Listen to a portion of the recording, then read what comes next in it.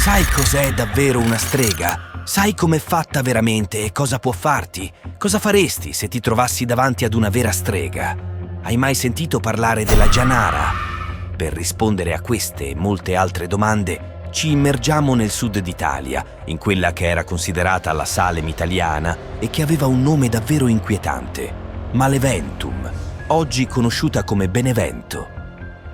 Parleremo della Janara e ci sarà un importante ed unico approfondimento che chiarirà una volta per tutte l'origine di questa inquietante leggenda. Quindi adesso, come non mai, devi vedere questo video fino alla fine e se ti piace questo argomento, iscriviti al canale per farmi sapere che apprezzi questi contenuti e per darmi una mano a crescere. Adesso parliamo di streghe. Le streghe incarnavano il disprezzo dei contadini profondamente devoti a Cristo e alla Chiesa romana. La loro impietà costituiva un affronto diretto a Dio. A quest'odio le streghe rispondevano con orribili azioni vendicative. Queste, mediante malefici, colpivano la comunità in cui operavano, facendo marcire i raccolti e ammalare il bestiame. Addirittura avvelenavano le sorgenti d'acqua o facevano acidificare il latte. In alcuni casi, le malefatte avevano un bersaglio più specifico, concentrato su un individuo o la sua famiglia. La Janara, figura sinistra, si manifestava nelle stanze da letto, simile ad altre entità angoscianti presenti in diverse culture globali. La sua presenza riusciva a soffocare il malcapitato, rendendolo fisicamente immobilizzato e privandolo del respiro. Si narra che le donne trasformate in streghe, assumendo l'aspetto della Janara, fossero tutte donne sterili. Nei racconti, la Janara, spinta da risentimento, invidia e dolore personale, concentrava la sua ferocia su donne e bambini, privando le prime della fertilità e togliendo la vita ai neonati innocenti. Si ipotizza che le Janare fossero devote alla dea pagana Diana, donne che cercavano di sopravvivere rimanendo fedeli al loro antico culto. Questo avveniva mentre il sud Italia era costretto alla conversione cristiana tra il VII e l'VIII secolo. Le invasioni dei Longobardi a Benevento portarono piccoli gruppi di pagani dal nord, devoti animisti che segretamente si unirono agli adoratori di culti pagani locali.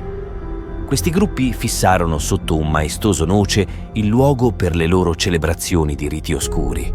Qui la storia si fa davvero spaventosa.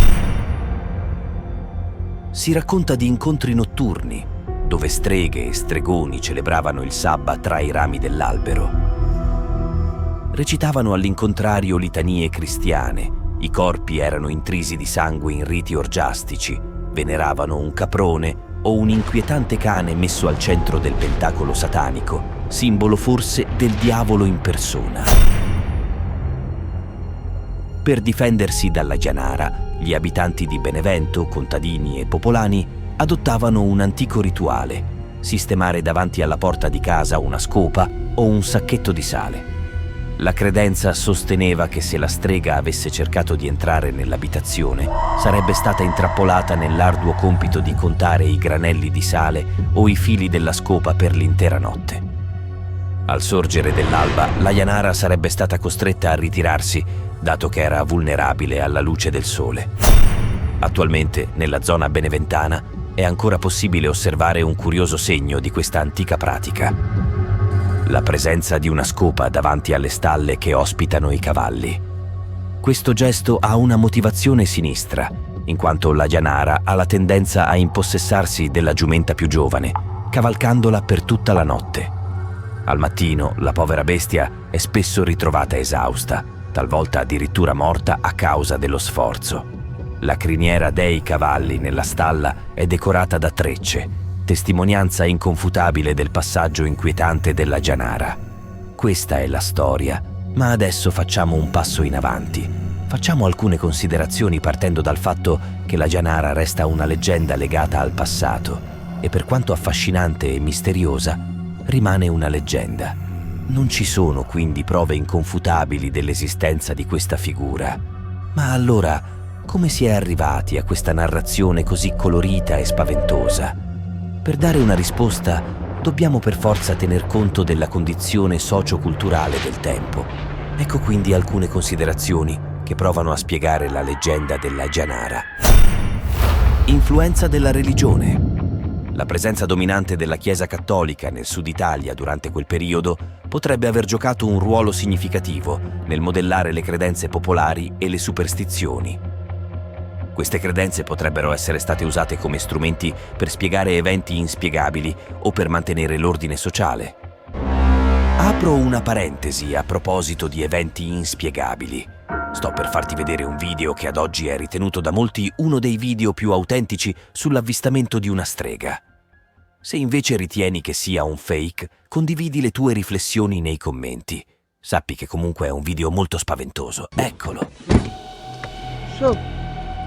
دور دور دور شايفنا غفلة غفلة غفلة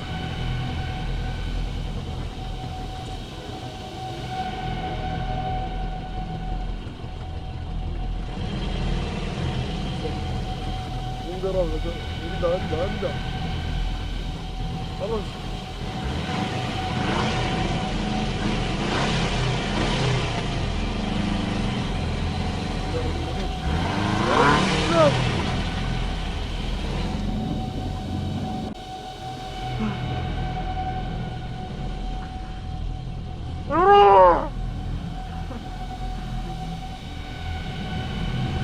Bueno.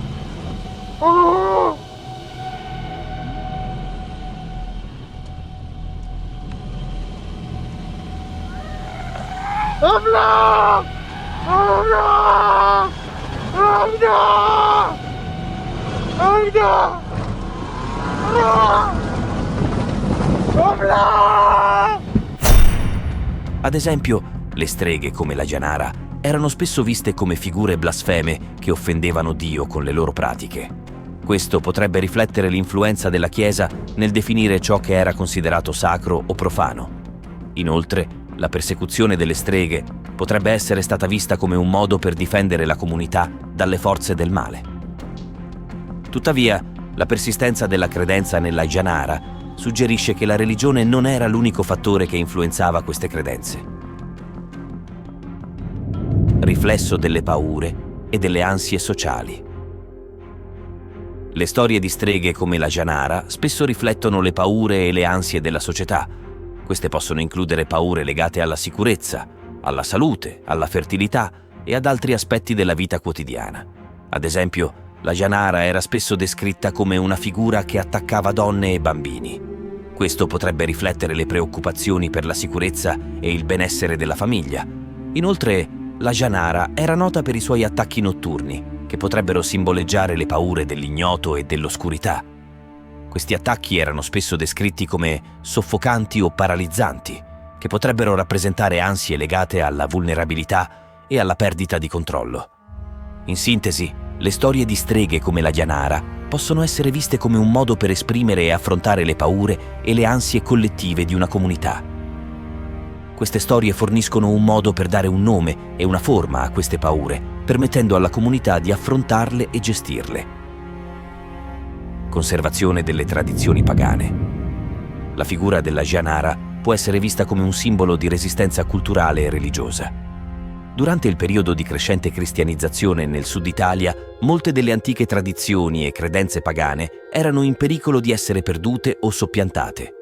Tuttavia, la persistenza della credenza nella Janara suggerisce che queste tradizioni non sono scomparse completamente. Invece, queste credenze possono essere state adattate o reinterpretate in un contesto cristiano. Ad esempio, la Janara è spesso associata alla dea pagana Diana, suggerendo un legame con le antiche pratiche religiose. Allo stesso tempo, la Janara è vista come una figura malvagia e temuta, in linea con la visione cristiana delle streghe come servitori del diavolo. Questo può riflettere un tentativo di conciliare le antiche tradizioni pagane con le nuove credenze cristiane. In questo modo la figura della Janara può rappresentare un tentativo di mantenere vive le antiche tradizioni e credenze, pur in un contesto di cambiamento religioso e culturale. Inoltre, la persistenza della credenza nella Janara può riflettere la resistenza delle comunità locali alla perdita delle loro tradizioni e identità culturali. Nonostante le pressioni esterne, queste comunità possono aver cercato di conservare le loro pratiche e credenze uniche, utilizzando figure come la Janara come simboli di resistenza e sopravvivenza culturale. ruolo delle donne nella società. La figura della Janara, una donna potente e temuta, può essere vista come un riflesso delle tensioni esistenti riguardo al ruolo delle donne nella società. Durante quel periodo, le donne erano spesso confinate a ruoli subordinati e avevano poche opportunità di esercitare potere o autorità. Tuttavia, le streghe come la Janara erano spesso descritte come figure potenti e pericolose, in grado di esercitare un grande controllo sul mondo naturale e sulle persone. Inoltre, le donne che non si conformavano alle norme sociali come la fertilità potevano essere etichettate come streghe. Questo potrebbe riflettere le ansie sociali riguardo alla fertilità e al ruolo delle donne come madri. La Janara, ad esempio, era spesso descritta come sterile e si diceva che attaccasse donne e bambini, rendendo le donne infertili e togliendo la vita ai neonati. Questo potrebbe riflettere le paure e le tensioni riguardo alla fertilità e alla maternità, così come le aspettative sociali sulle donne. In questo senso, la figura della Janara può essere vista come un modo per esprimere e affrontare queste tensioni sociali. In sintesi, la figura della Janara può essere vista come un simbolo delle tensioni e delle ansie riguardanti il ruolo delle donne nella società. Ti aspetto nei commenti. Alla prossima!